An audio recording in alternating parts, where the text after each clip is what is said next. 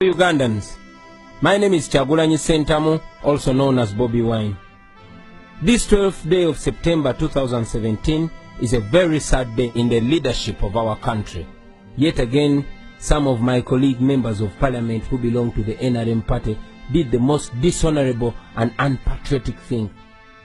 They passed a resolution to remove presidential age limits from the constitution of Uganda so that President Museveni can become life president. They did this at a time when our nation has been bleeding for the last 31 years. Our country's former glory is all gone. Corruption rates are alarming, service delivery is at its worst, and women are dying while giving birth. Unexplained murders everywhere, and the judiciary is a mockery. Our children face an uncertain future, where unemployment is the order of the day. The national debt has turned us into slaves, and the gun has become the master. The one-time Pearl of Africa is now a laughing stock among nations. All our public assets have been sold, and as if it's not enough to satisfy their appetite, after selling almost all public properties, the government now wants to take people's private land. And in response to this, your elected members of parliament think the best response to this crisis and national shame is to remove age limits. Other than thinking of rescuing Uganda from this mess, they are asking that Uganda sinks even deeper. Well, my message to them is this: you are traitors. You have betrayed your country. You have sold your conscience for cheap. History will judge you very harshly. You should remember that it is your children and your children's children who will inherit this mess that you have created. You should individually reflect on what you have just done. Remember that there will be a time when you must account for this nonsense. Today, most of you who put up your hands to support this resolution, you have put your names on the national wall of shame. You should think about how you want to be remembered, whether as men and women who loved their country or as people who thought only about themselves. You should also remember that you swore an oath to bear true allegiance to the Republic of Uganda and uphold its constitution. So by passing this resolution, you did exactly the opposite of what you sought to do. Well, the good news is that there is still time for you to withdraw your endorsements before it's too late. And before I forget, I want to thank those few patriotic NRM MPs who rejected the madness of raping the constitution. You are heroes, and please maintain your stand. Do not bow down to pressure, because your voters are watching you and they will be rewarding you. And to President Museveni, in 1986, you asked for 4 years to reorganize the country and hand over power to a civilian government. We agreed. You personally said that Africa's problem was not the people, but the leaders who overstay in power. In 1990, you asked for 5 more years to be able to enact a durable constitution for the nation, and then go. We agreed. In 1995, you asked for a new mandate under the constitution. You asked for 5 more years. We agreed. In 2001, you requested the nation to renew your mandate for the last constitutional term. We agreed. In 2005, you moved to remove presidential term limits. You told us that you wanted only 5 years to be able to consolidate your achievements. We agreed. And then in 2011, you came back. You campaigned under the Prosperity for All slogan. You promised that poverty would be history in Uganda after that term, and that you would return to Rwachitula and look after your cows. These were your words. 2016 came, and again you came back, asking for the very, very last term. Yes, in a televised address, you told the nation, and you swore that you would certainly not lead beyond 75 years of age. You told us that after 75, a leader would no longer have the vigor required to run a country.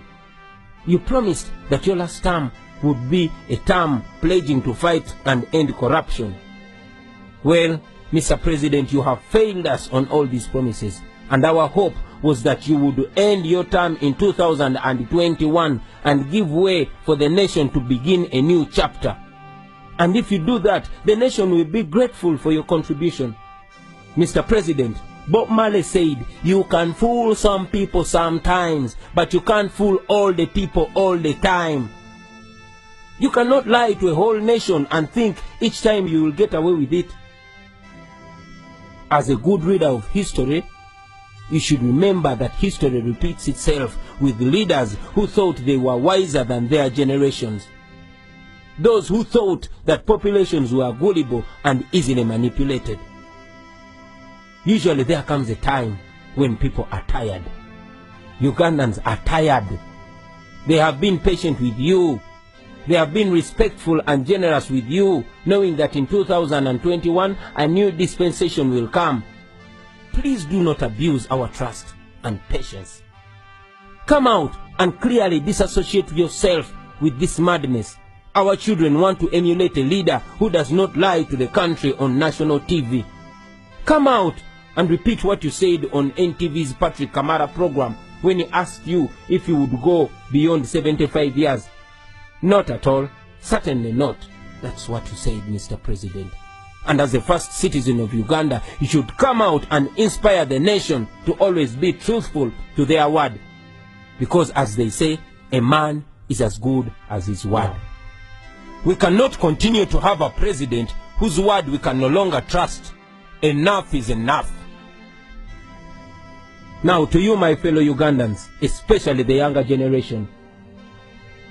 Here in Uganda, we actually one time laughed at Zimbabwe. We laughed when Mugabe promised to roll them until God calls him. We thought it was a joke. But now, we share his sleeping and falling pictures on social media, and he and his whole country has become a laughing stock. I know you know the things I'm talking about, because most of the problems I have mentioned affect you every day.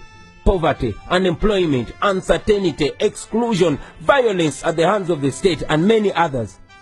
We only have this one chance.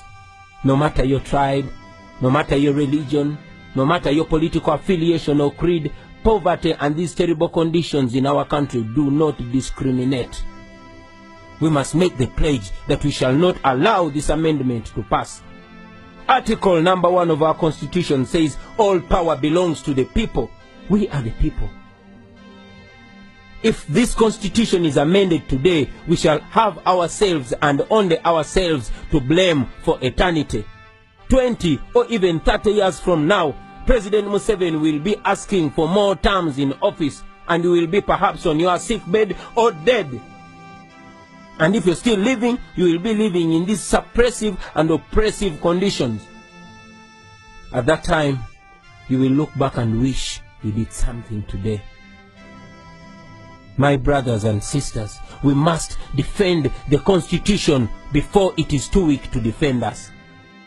Article 3, Clause 4 of our Constitution says that all citizens of Uganda shall have the right and the duty at all times to defend the Constitution. It also says that any person who resists amendment of this Constitution commits no offense. I want to call upon all leaders, from religious leaders, cultural leaders, leaders of the business community, members of civil society, leaders of educational institutions, journalists, bloggers, fellow artists, and all of you fellow Ugandans. Please don't keep quiet on this very sensitive matter on the future of our country, Uganda. As it has been said before, and now seems real in our times, that the world is suffering not because of the words of the evil people, but because of the silence of the good people. Speak up, stand up and prevent this rape of our Constitution, or else your children in future will ask you what you did when the nation came to this point. Begin today and exercise your God-given right. Call your member of parliament, or better still, pay them a visit and demand for accountability. Stand up and speak up. Rise up before it's too late, my brothers and sisters. And if you believe the words I'm saying are true, Please translate this into your own language and into all the languages you know. Social media is available. Let us make use of this modern technology to emancipate ourselves, because the time is now. Make use of it now. Spread this word. Make sure everybody gets to know about this. Make sure everybody gets involved, because we are the country. We are the future, and the future is today. Thank you very much. For God and my country.